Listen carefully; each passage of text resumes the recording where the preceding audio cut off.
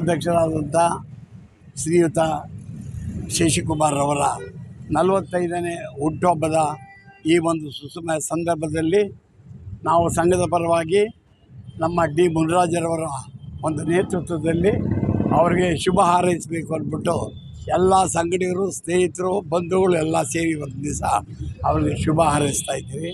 ದೇವರು ಅವ್ರಿಗೆ ಒಳ್ಳೆಯ ಆಯುರಾರೋಗ್ಯ ಐಶ್ವರ್ಯ ಸಂಪನ್ನ ಕಳಿಸಿ ಅವರು ಇನ್ನೂ ಮುಂದಿನ ರೀತಿಯಲ್ಲಿ ಚೆನ್ನಾಗಿ ಆರೋಗ್ಯವಂತರಾಗಿ ಎಲ್ಲರೂ ಜನಸೇವೆ ಮಾಡುವಂಥ ಶಕ್ತಿ ಭಗವಂತ ಅವ್ರಿಗೆ ನೀಡಲಿ ಅಂತ ನಾವೆಲ್ಲರೂ ಹಾರೈಸ್ತೀವಿ. ನಮ್ಮ ಶಶಿಕುಮಾರ್ ಅವ್ರಿಗೆ ನಮ್ಮೆಲ್ಲರ ಪರವಾಗಿ ಹುಟ್ಟುಹಬ್ಬದ ಶುಭಾಶಯಗಳು. ಅವ್ರು ಪ್ರತಿ ವರ್ಷದಂತಾನೆ ಯಾಕಂದ್ರೆ ಅವರು ನಮ್ಗೆ ಹುಟ್ಟುಹಬ್ಬ ಸರಳವಾಗಿ ಆಚರಣೆ ಮಾಡ್ಕೊಬೇಕು ಅಂತಾರೆ. ನಾವು ಎಲ್ಲ ಕಾರ್ಯಕರ್ತರುಗಳು, ಅವರ ಹಿತೈಷಿಗಳು, ಸ್ನೇಹಿತರುಗಳು ಎಲ್ಲರೂ ಸೇರಿ ನಾವೆಲ್ಲ ಒಂದು ನಿಮ್ಮನ್ನ ವಿಶ್ ಮಾಡ್ಲಿಕ್ಕೆ, ಪ್ರತಿಯೊಬ್ಬರು ಹಾರೈಸ್ಲಿಕ್ಕೆ ಬರ್ತಾರೆ. ಅದಕ್ಕೋಸ್ಕರ ನೀವು ಚೌಟ್ರಿಯಲ್ಲಿ ಪ್ರತಿ ವರ್ಷದಂತೆ ಈ ಸತಿ ಮಾಡ್ಕೊಬೇಕು ಅಂತೇಳಿ ನಮ್ಮ ಒಂದು ಒತ್ತಾಯದ ಮೇರೆಗೆ ಅವರು ಈ ಸತಿ ಹುಟ್ಟುಹಬ್ಬನ ಆಚರಣೆ ಮಾಡಕ್ಕೆ ಒಪ್ಕೊಂಡ್ರು. ಯಾಕೆ ಸರಳವಾಗಿ ಮಾಡಬೇಕು ಅಂದ್ರೆ ಒಂದು ಯಾವುದೋ ದೇವಸ್ಥಾನಕ್ಕೆ ಹೋಗಿ ಒಂದು ಪೂಜೆ ಪುನಸ್ಕಾರ ಮುಗಿಸ್ಬಿಟ್ಟು ಅನಾಥಾಶ್ರಮಗಳಿಗೆ ಭೇಟಿ ಕೊಟ್ಟು ಆ ಥರ ಮಾಡಬೇಕು ಅಂತ ಕಾನ್ಸೆಪ್ಟ್ ಇದ್ದಿದ್ದು.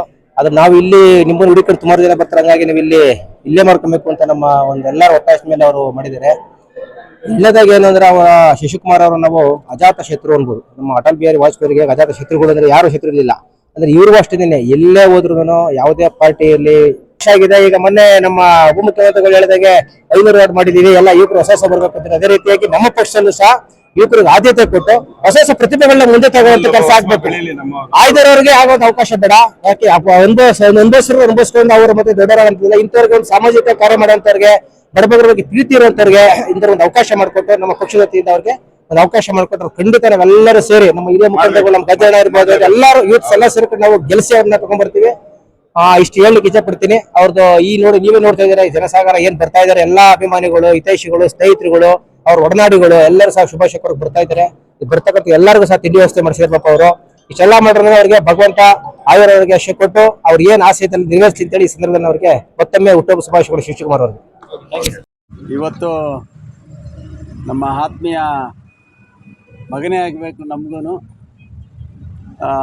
ಶಶಿಕುಮಾರ್ ಅವರು ಇವತ್ತು ಈ ಚಿಕ್ಕ ವಯಸ್ಸಲ್ಲಿ ಅವರು ಸಮಾಜ ಸೇವೆಯಲ್ಲಿ ಮತ್ತು ರಾಜಕೀಯವಾಗಿ ಮತ್ತು ಒಬ್ಬ ಉದ್ಯಮಿಯಾಗಿ ಬೆಳೀತಾ ಇದ್ದಾನೆ.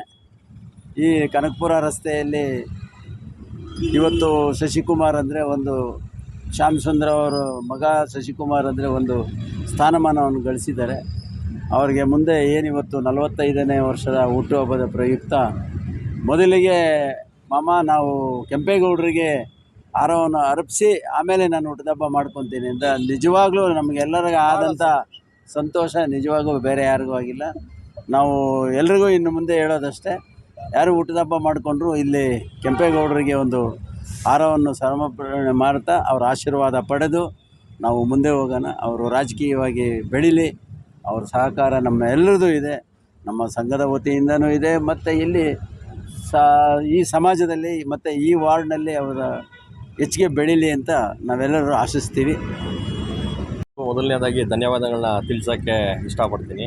ನನ್ನ ಸ್ನೇಹಿತರೆಲ್ಲ ಸೇರಿ ಇವತ್ತು ಹುಟ್ಟುಹಬ್ಬ ನಾವು ಹುಟ್ಟುಹಬ್ಬ ಮಾಡ್ಕೊಳ್ಳಲ್ಲ, ಸ್ನೇಹಿತರೆಲ್ಲ ಸೇರಿ ಸುಮ್ಮನೆ ಒಂದು ಗೆಟ್ ಟುಗೆದರ್ ಥರ ಸೇರಿಕೊಂಡು ಫಸ್ಟು ನಾವು ಇವತ್ತು ಕೆಂಪೇಗೌಡರಿಗೆ ಒಂದು ಮಾಲಾರ್ಪಣೆ ಮಾಡಬೇಕು ಅಂತೇಳಿ ಅಧ್ಯಕ್ಷರು ಮತ್ತು ನಮ್ಮ ಎಲ್ಲ ಪದಾಧಿಕಾರಿಗಳು ಎಲ್ಲರಿಗೂ ನಮ್ಮ ಮುನ್ರಾಜಣ್ಣ ಮಾಮ, ಅಧ್ಯಕ್ಷರು ಮುನ್ಬೈರಪ್ಪಣ್ಣ ಹಾಗೂ ಎಲ್ಲ ನನ್ನ ಸ್ನೇಹಿತರು ಕೂಡ ಬಂದು ಕೆಂಪೇಗೌಡರು ಮಾಲಾರ್ಪಣೆ ಮಾಡಿ, ಹೌದು ಮುನ್ಬೈರಪ್ಪಣ್ಣ ಅವರು ಎಲ್ಲರೂ ಕೂಡ ಎಲ್ಲ ಬಂದು ಎಲ್ಲ ಒಂದು ಆಶೀರ್ವಾದ ತೊಗೊಂಡು ಇವತ್ತು ಎಲ್ಲ ಒಂದು ಜೊತೆಗೆ ಸೇರ್ತಾ ಇದ್ದೀರಿ ಅಷ್ಟೇ.